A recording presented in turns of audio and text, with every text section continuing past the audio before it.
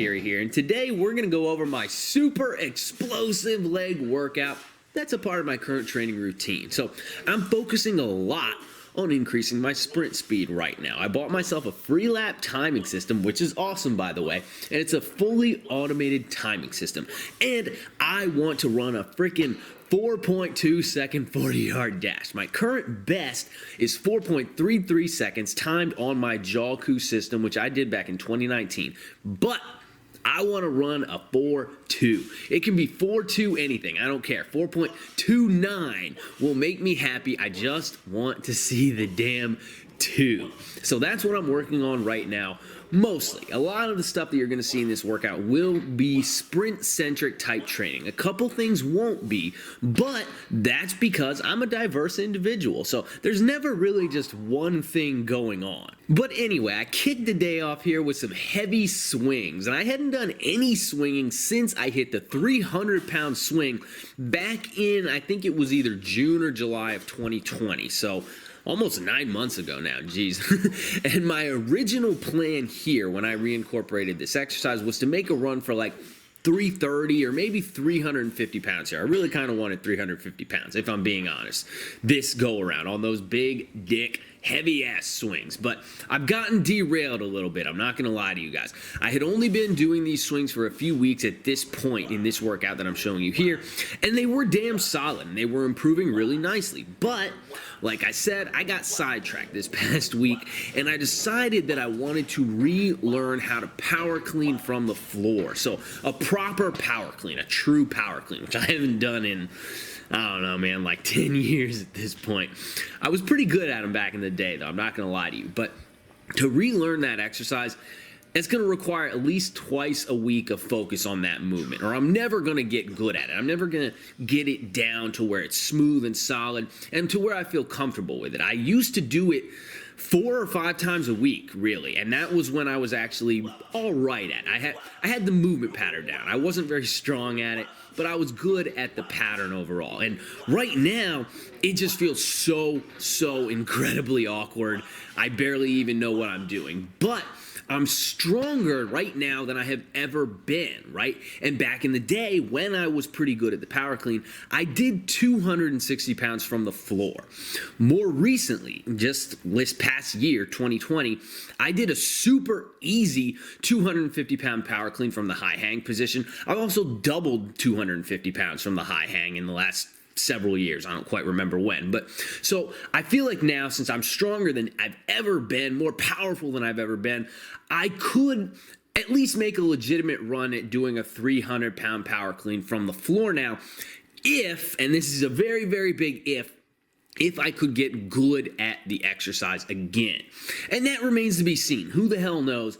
But I do want to at least give it an earnest shot. And after that, we'll see what happens. And I can always return to the heavy swing down the road and nail the 350 swing at that point in time. So anyway, though, after the swings, I move on to the flying 20-yard sprints. Now, this exercise is very interesting and really awesome, and it's just a lot of fun. I could never really do this exercise before because I didn't have a way to time them properly. And here, when you're running at top speed like this, hundredths of a second become very, very important. So you need an accurate way to time it. You need a fully automated timing system for this exercise. And the GHR system that I bought in 2019 can't time flying sprints unless you have 2 of them, which I always thought was kind of stupid. But anyway, so the fly zone here for these sprints starts at my mailbox. You can maybe see the little yellow free lap cone there at the mailbox.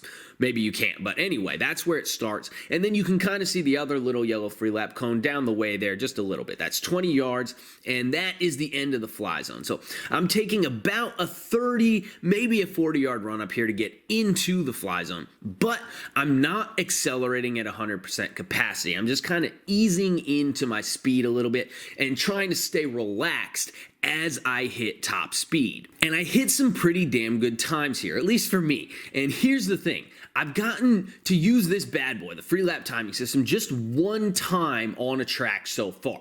Unfortunately, I have no freaking idea where I can get consistent track access around here. I've tried looking at schools, and they threaten to throw me in jail if I quote-unquote trespass, even though I pay taxes, but never mind all that. So if I actually knew where I could find a track, I'd be out there at least once a week and running on it, practicing at freaking full speed, because with spikes on and running on a track, I can run substantially faster than I can on concrete or on grass. And I've evidenced that by both my JawCoo system before and now by my free lap timing system. So far, what I've seen with the free lap indicates that I can run almost a full 1/10 of a second faster per 10-yard sprinted when I'm moving at top speed.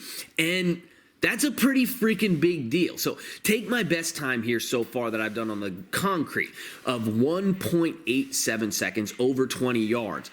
And I might be able to actually go 1.77 seconds when I'm running on a track with spikes. And that's a big fucking deal. If we break the 40-yard dash down, looking at my PRs, I've run 4.33 seconds over 40 yards on a track. I've done 2.46 seconds on a track on the 20-yard dash, right? So just the first 20 yards starting from a static position. And so far, I've done 1.87 seconds on the 20-yard fly, but that is on the street. So take my 2.46 PR on the 20-yard dash and add 1.87 seconds for the flying 20 to finish the run, and you get exactly 4.33 seconds, which is my actual PR. So that's kind of funny.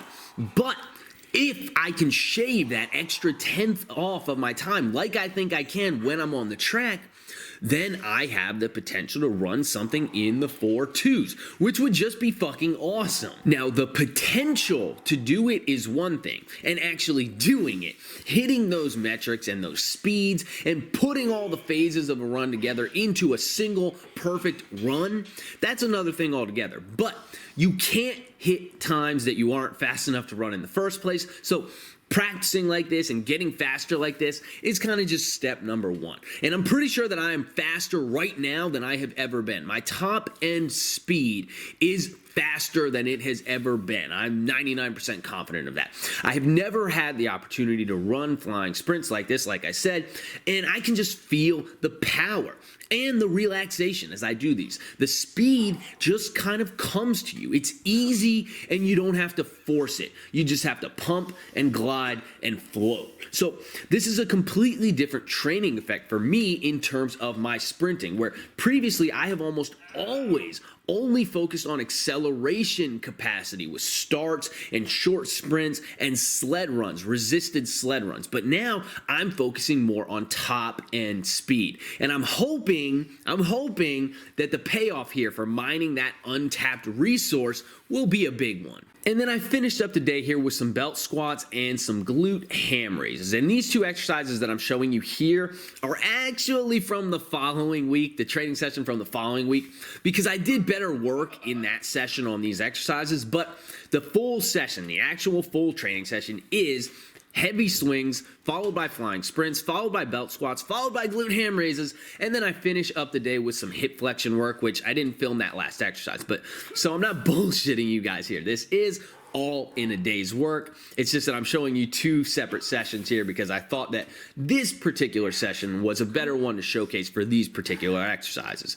And really, I'm just doing the belt squat here just to maintain my quad size and maintain my leg strength, right? I'm not squatting at the moment, as it would be somewhat counterintuitive for what I'm currently trying to do for my current goals, and it would just take resources that don't need to be taken. But the belt squat is really easy, actually. The volume is easy to accrue. The recovery from the exercise is very easy, not like with axial loaded back and front squats. It's not impacting my sprinting or anything else like that. So it's a fine inclusion for me right now for my training purposes, and I think that the exercise does actually have a lot of value in general beyond all that, to be honest. And then for the glute ham raise, I'm really just working some reps, man. I'm trying to make sure I don't tweak a hammy from all the sprinting that I'm currently doing. My ultimate goal is to work up to doing some legit Nordic curls, the way that you see knees over toes guy doing them.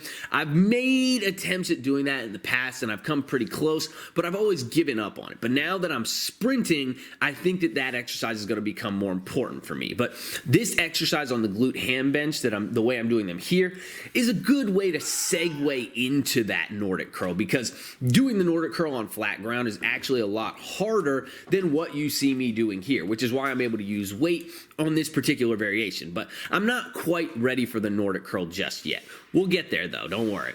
But yeah, then after the glute ham raises and after the belt squats, I wrapped up the session. Well, I hit that sweet burnout set that I showed you guys yesterday. That was tough stuff. My legs are pretty sore from that today. But then after that, I wrapped up the session with some hip flexor work using my monkey foot attachment. And I just did 3 sets there of 20 reps per leg with a 25-pound dumbbell. So that's pretty straightforward. And I'll take my time there and I'll build that exercise up nice and slowly. I'm really not in any rush there. And yeah, I think that pretty much covers it, guys. That's my explosive-ass leg workout. My speed's improving nicely at the moment, and we'll just see where it goes. I got my goals, and I will keep you guys posted, obviously. I've got a lot of good content ideas coming up, and honestly, I just can't crank them out. I can't crank the videos out fast enough is all, but I'm not short on ideas. So make sure you stay tuned. And if you're interested in online coaching or training programs, be sure to check out my website, www.enkirielitefitness.com, for more details. Keep training hard, and I will catch you guys next time.